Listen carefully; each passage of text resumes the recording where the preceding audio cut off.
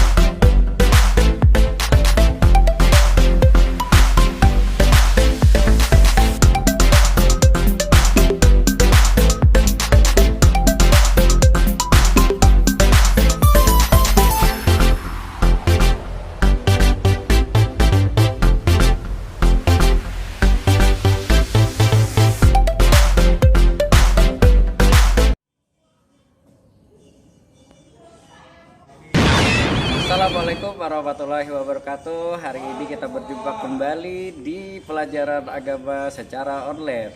Hari ini tema yang akan dibahas yaitu tema pertama di kelas 5, yaitu surah At-Tin. At-Tin artinya buah tin, diambil dari ayat pertama. Urutan surah di dalam Al-Quran 95. Jumlah ayatnya ada 8, diturunkan di kota Mekah dan golongan surahnya Makkiyah. Kita lanjut ke tayangan berikutnya.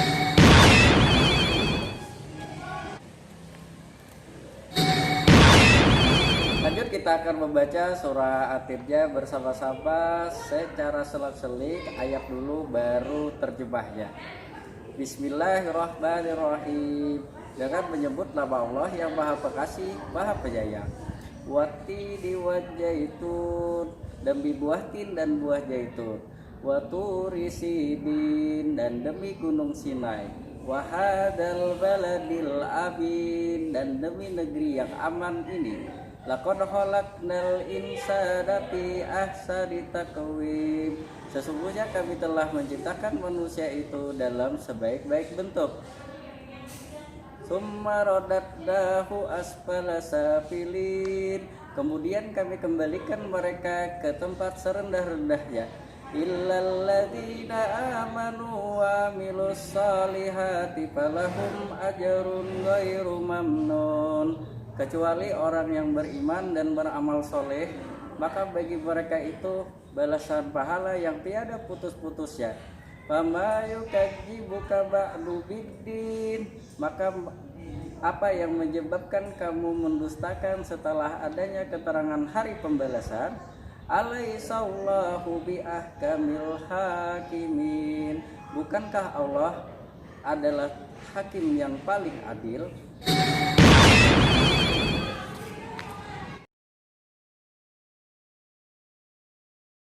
Pada bagian video ini, Bapak akan menjelaskan kandungan surah At-Tin ayat 1 hingga 8. Selamat menyimak dengan baik. Pada surah At-Tin ayat pertama ini, yang terjemahnya adalah demi buah tin dan buah zaitun. Allah bersumpah menggunakan dua nama buah tersebut, yaitu buah tin dan buah zaitun. Buah tin banyak tumbuh di Damaskus, tempat tinggal Nabi Nuh.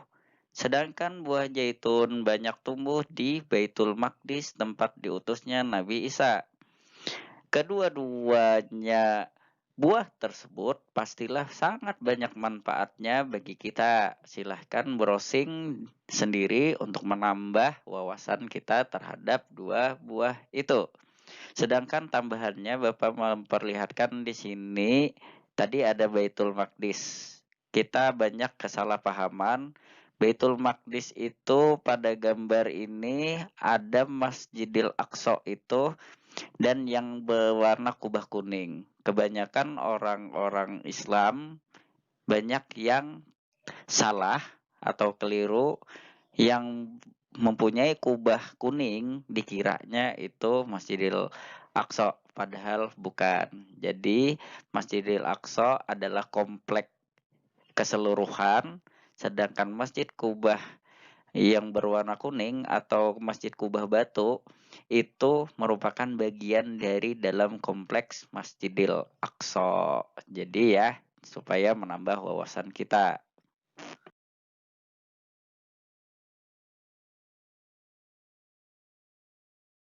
Pada surah At-Tin ayat kedua, Allah bersumpah demi Gunung Sinai, di mana Allah bersumpah menggunakan gunung ini, Gunung Sinai, tempat di mana Allah berbicara langsung kepada Nabi Musa. Artinya, Nabi Musa hanya mendengarkan suara atau firman secara langsung dari Allah.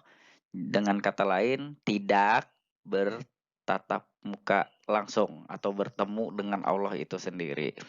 Kata Sinai mempunyai arti sesuatu yang diberkahi atau indah karena pohon-pohonnya yang banyak buahnya.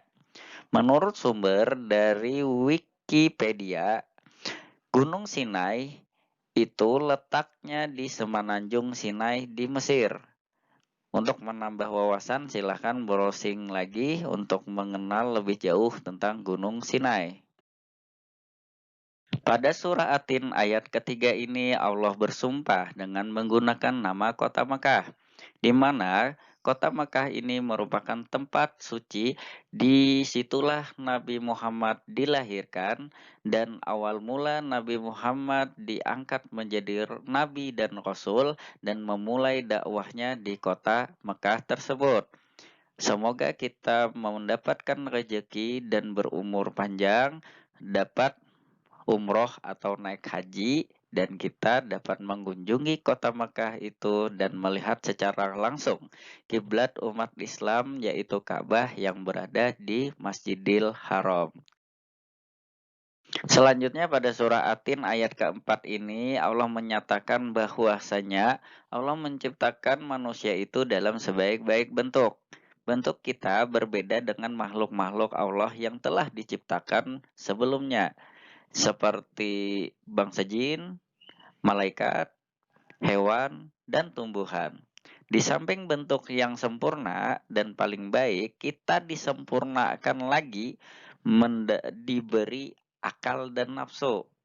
Oleh sebabnya, kita bisa saja tingkatannya lebih tinggi, derajatnya mulia daripada malaikat, dan lebih hina derajatnya dibandingkan hewan. Itu tergantung kita, apakah kita bisa melawan nafsu kita dan mengutamakan akal.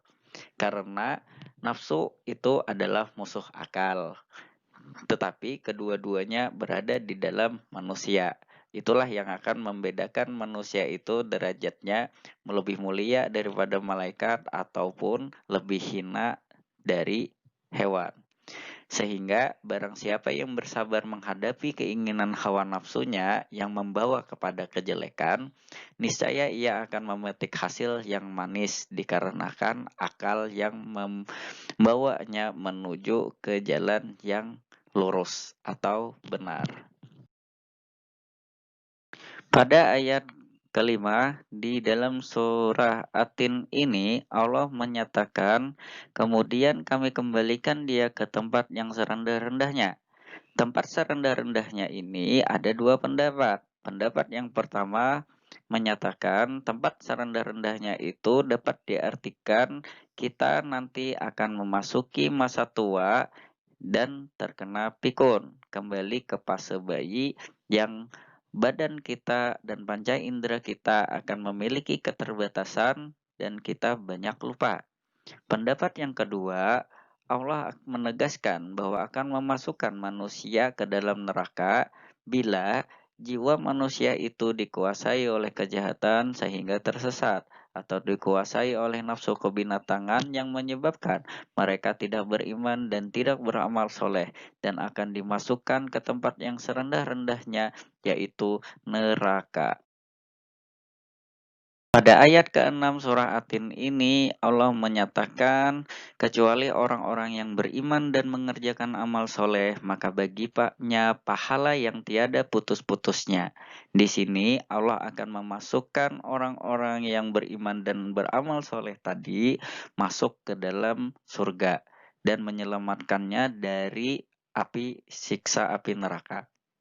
sehingga masuk ke dalam surga itu merupakan ganjaran atau balasan bagi orang-orang yang beriman dan beramal soleh selama hidupnya di dunia. Semoga kita semua tetap di dalam keimanan kita dan banyak tetap berbuat kebaikan.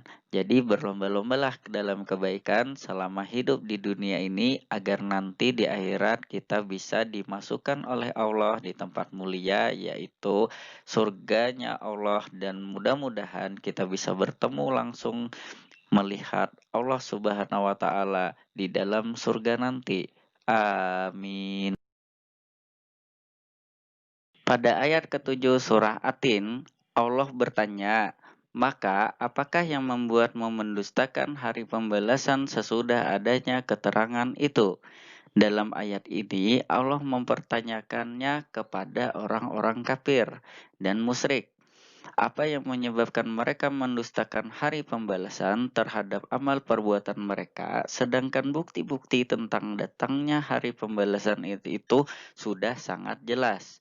Banyak terdapat pada hadis-hadis Nabi dan berbagai ayat di dalam Al-Quran.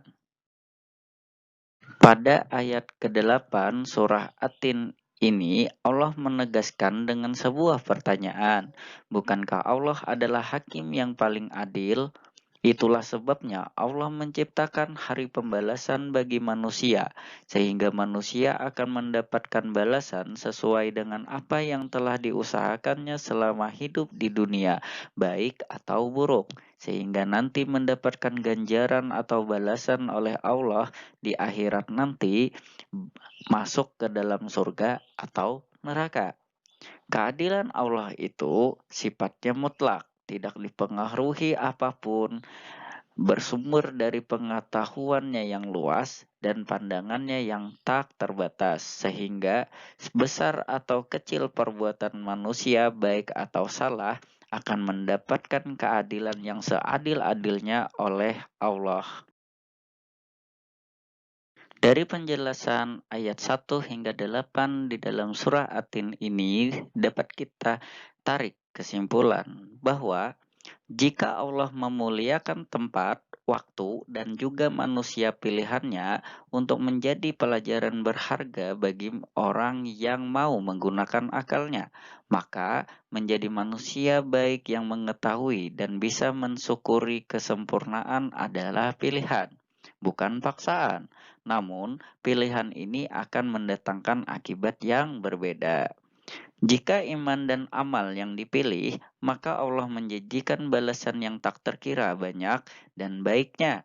Namun, jika ingkar dan dusta yang dilakukan, maka Allah tak punya pilihan selain mengganjarnya dengan murkanya dan kehinaan di dalam kekekalan nerakanya. Semoga pilihan kita tepat dengan disertai oleh perlindungan dari Allah Subhanahu wa taala.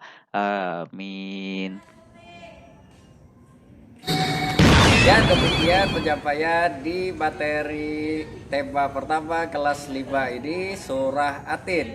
Semoga ada manfaatnya, dan siaran ini, rekaman video ini diambil langsung di halaman sekolah SD 007 Sungai Kunjang, agar semuanya yang kangen sekolah dapat terobati.